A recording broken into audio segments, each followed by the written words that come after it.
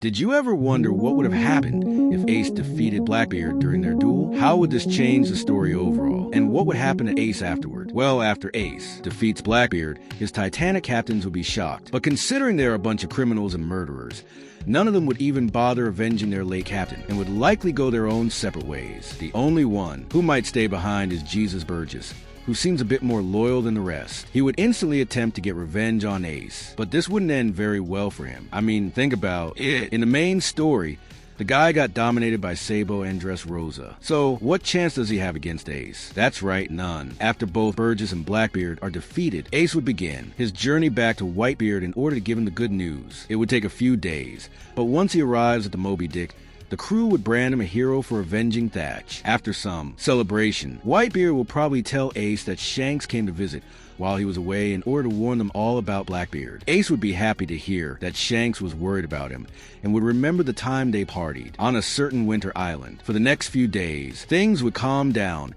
and everything would return to normal with Ace going back to his duties as the 2nd Division captain. However, his world would instantly shatter once he gets the news that Luffy and his entire crew are apparently dead. Ace would be furious and would ask Whitebeard to let him go to Sabaody to investigate what happened. Ace would start asking locals about the incident with Kuma and the Straw Hats, but he wouldn't learn anything useful. However, due to talking to so many people, news would eventually spread about Ace being on the island. That information will soon reach who would personally arrive at Ace's location. Ace to follow him to his bar, while also revealing to him who he is, leaving Ace shocked. When they arrived, would share what he heard directly from Kuma, and would reveal to Ace that his brother is actually alive. Relieved, Ace would thank for everything before returning to Whitebeard. However, the funny thing is that just as Ace leaves, Luffy would return to Sabaody. You see, since Ace wasn't captured this time around, it also means that the Marineford war wouldn't happen. This then means that Luffy wouldn't go to Impel to rescue Ace and would instead return to Sabaody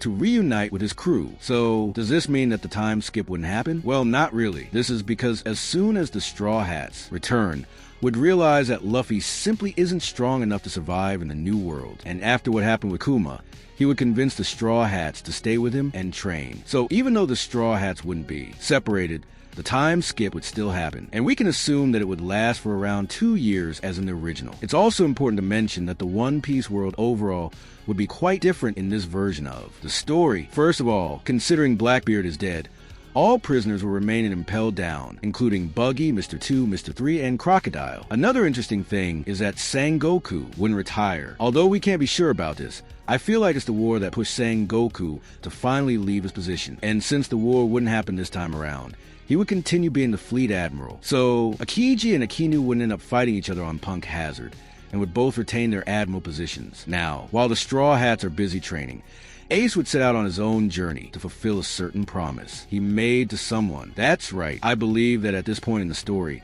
Ace would actually try to liberate Wano from Kaido. Now, I doubt Whitebeard would risk going full-out war against Beast Pirates, so it's more likely he would only allow Ace to take a couple of crewmates and do this mission more quietly. Ace would soon arrive on Wano with his small group, which would probably include Ju, Marco, and a few other commanders. So, can this group actually defeat Kaido and finally save Wano from his tyranny? Well, it's not going to be that easy. You see, although Ace is pretty strong, he is still nowhere close to Kaido in terms of strength. The only option Ace's group would have here is to try and rally as many samurai and citizens as they can and convince them to fight with them. And although that worked in the main story, without Kinemon and Moss there to help, it's really unlikely Ace would be able to convince anyone. So his only option would be to bring the fight straight to Kaido. And considering the sheer size of his crew, Ace and his friends would be utterly defeated. After barely escaping Wano with his life, Ace would vow once again that he'll come back when the time is right. For now, his new objective would probably be to assist Jim with the Hody Jones situation after noticing that several pirate ships on the Fishman Island have gone missing. Eventually, after 2 years, the Straw Hats will finally finish their training and continue their journey. This time, they would effortlessly reach Punk Hazard without any delays, since Hody Jones would already be dealt with by Ace and Jinbe. The Straw Hats would then meet Kainon and Mineski on Punk Hazard, which would be a completely normal island this time around since Akainu and Aokiji's duel never took place. As in the original, Straw Hats will find a way to defeat Caesar with Smoker's help, and they'll leave the island after, forming an alliance with Law. However, since Aokiji never resigned from the Marines, does that mean Smoker will be killed by Doflamingo? Well, maybe, but I believe there's a chance Aokiji might show up on Punk Hazard on some unofficial sword business. For example, he might be sent there to investigate Virgo because the Marines suspect him to be a spy, so he would save Smoker from Doflamingo.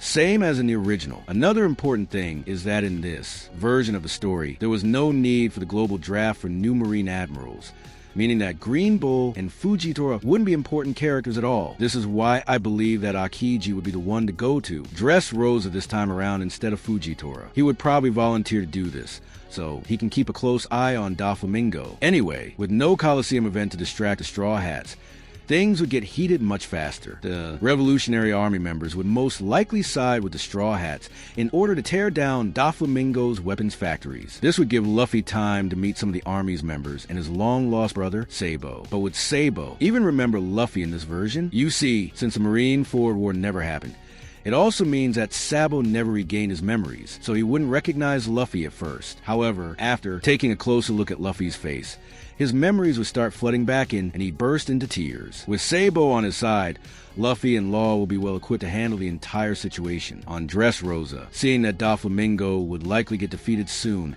Aokiji wouldn't intervene and would gladly let the Straw Hats get rid of him during all the fighting. Luffy would get the opportunity to see Sabo showcasing his superior haki, which would motivate Luffy even more to catch up to his powerful older brother. Since Luffy would come face to face with Doflamingo, and although it wouldn't be easy, he would manage to defeat him using Gear 4. Witnessing how Doflamingo was ready to sacrifice the entire country and the lack of action taken against him by the world government, Aokiji would officially quit the Marines to pursue his own justice. While all this is happening, Ace would be busy performing submissions for Whitebeard around the world. However, he would immediately stop everything he's doing once he gets a message about Whitebeard's condition worsening. Ace would instantly hurry back to the ship only to find Pops on his deathbed. After sharing a heartfelt moment with his crew, Whitebeard will pass away with an intimidating pose on his giant chair. Now, it might seem weird to you that Whitebeard would die so soon, but you have to remember that this guy was so sick that he had to be connected to medical equipment at all times, even pre-time skip, and couldn't even use haki anymore. So it makes sense that after the time skip, his illness would finally catch up to him. Anyways, following his funeral, the Whitebeard Pirates would disband,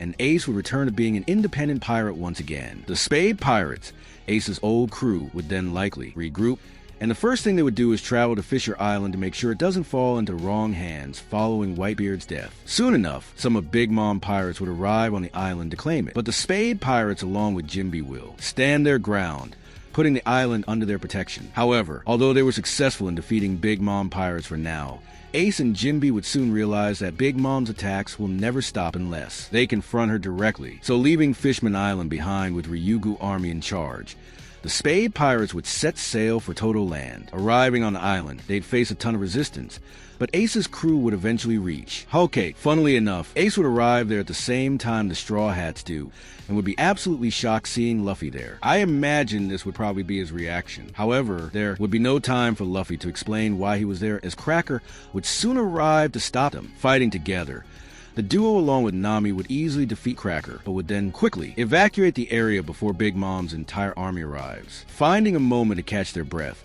the brothers will share a moment together in order to discuss how they both ended up at Whole Cake Island at the same time. At first, Ace would judge Luffy for coming to save Sanji since he left the crew on his own, and Luffy shouldn't go around chasing him. However, after realizing that Sanji is pretty much like family to Luffy, Ace would sympathize with his little brother. During their chat, Ace will also find out from Luffy that Sabo is alive somehow, and has actually helped Luffy deal with Flamingo. Ace would be absolutely shocked by this and would make a promise to Luffy that all three of them would meet again someday. Anyways, after that, both crews will part ways in order to carry out their parts of the plan. Ace will focus on targeting Big Mom, whilst Luffy will focus on retrieving Sanji. In the process, Luffy will form an alliance with the Fire Tank Pirates again. The Straw Hats will then crash the wedding the same way they did in the main story. Only this time, Ace will be watching everything unfold from the shadows. All of the chaos Luffy has caused will completely destroy Ace's own assassination plan, and he would be pretty mad at his little brother for being so reckless. Ace would let things play out a bit up until the point Katakuri jumps into fray. Sensing that Luffy is not quite strong enough to face off against a monster like Katakuri,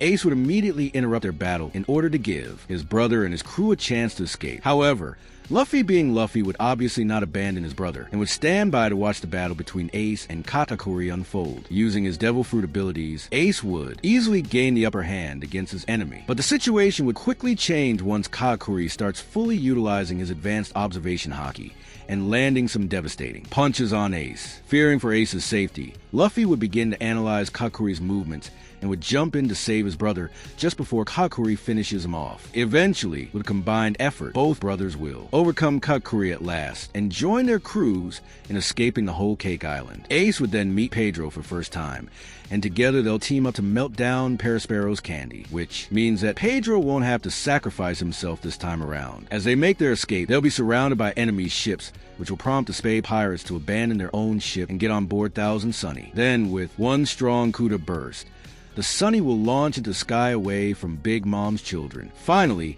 after all this, Spade Pirates and the Straw Hats would have some time to bond with each other and discuss their future plans. A few days will roll by, and during their journey, Ace, Luffy, and Sanji will receive their new bounties. Ace would be a little annoyed, but ultimately happy that his little brother's bounty surpassed his own. In those same newspapers, Ace and Luffy would learn about what happened to Sabo during the reverie, which would leave both of them speechless. Luffy will then reveal to Ace that he plans to go to Wano next in order to defeat Kaido. Ace would be shocked to hear this and would beg Luffy not to do it, as he knows firsthand how dangerous Kaido can be. However, after seeing that Luffy won't back down, Ace would agree to help, as both brothers promised the same thing in the past to free the land of Wano from its tyranny. However, it won't be easy because in this version of the story, Big Mom and Kaido won't hesitate to team up a lot sooner, considering how troublesome Ace and Luffy can be together. So, can the two brothers working together finally defeat the Emperors and achieve their goal? Or would they be utterly destroyed? As the Thousand Sunny nears Wano shore, Ace will ask Luffy to take the rest of his crew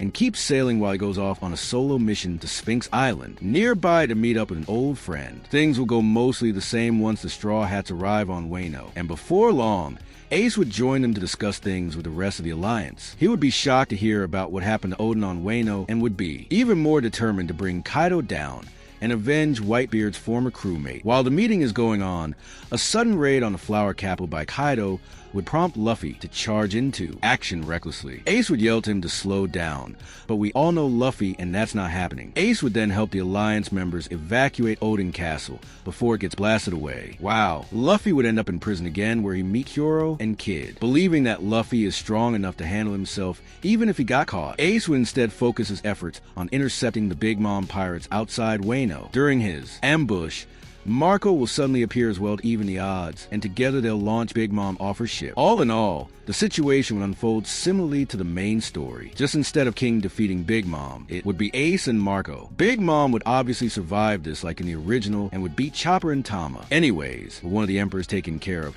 Ace would head for Udon to free his little brother, but he'll arrive there at the same time Big Mom does. After Big Mom and Queen have their minor scuffle with her memory back, she'll head for Onigashima. Ace would then make his move, coming out of the shadows to help Chopper and Riso deal with the prisoners. Around the same time, Marco and Law will meet up to strategize about the raid together with Hyuneman and other members. Once the plague gets dealt with, it's likely the Ace would spend some time in Udon with Luffy, so they can both hone their advanced hockey skills. Soon, the night of the raid will arrive, and the entire Alliance would sail to Onigashima. In this version of the story, the Alliance would include Spade Pirates, Marco, Jim, along with 3 Supernova crews. Working together, they would quickly invade Onigashima, and the first thing Ace would do is search for his friend Yamato inside the structure. He'd eventually find him, posing as Kosuke Odin. It would be a bittersweet reunion, but they have no time to chat as Kaido would soon announce that he's holding Mosk hostage. Rushing to his aid, Yamato would leave Ace behind, promising to join up with him later. Making his way up to the roof, Ace would wipe out a few of the gifters on his way before finding Luffy and his friends already engaged in the battle. So Ace and Luffy would begin to fight Kaido while Law and Kid struggle with Big Mom on the separate floor. Amidst the chaos, Yamato and Moss would stop Oniyashima from blowing up and attempt to keep the island afloat, and after failing to deliver the killing blow multiple times, Kaido would get more and more aggressive fighting the duo up, until Reika intervenes and ambushes Luffy. Ace would be too late to stop this from happening, and would watch his brother die in his arms. Fueled by rage, Ace would instantly awaken his devil fruit, and the battlefield would get covered by scorching hot flames that'll disintegrate Vanica in seconds. This new power-up would help Ace fight against Kaido on equal footing, and he would even manage to land a few solid hits on it. However, this wouldn't be enough to stop a beast like Kaido, and soon after, Ace would fall on the floor exhausted, completely out of energy, but then all of a sudden, Luffy's heart would start beating once more as he awakens in his legendary Na form. Right in front of Ace's eyes, Luffy would beat Kaido in the same cartoonish way he did in the main timeline, and Ace wouldn't hesitate to jump in and help him. By the end of the night, the two brothers working together would absolutely obliterate Kaido, making the land of Wano free once again. After partying for some time, after the battle, Ace and his crew would eventually leave Wano and go back to the Fisherman Island to check up on it. However, while on their way there, a flashing beam of blinding light would stop the Spade Pirates in their track. The island they're familiar with, Lulusia, would suddenly get struck down with nothing left but a giant crater in the sea. Coming from that crater, Ace would notice a small ship with a familiar passenger on board, and he would burst into tears.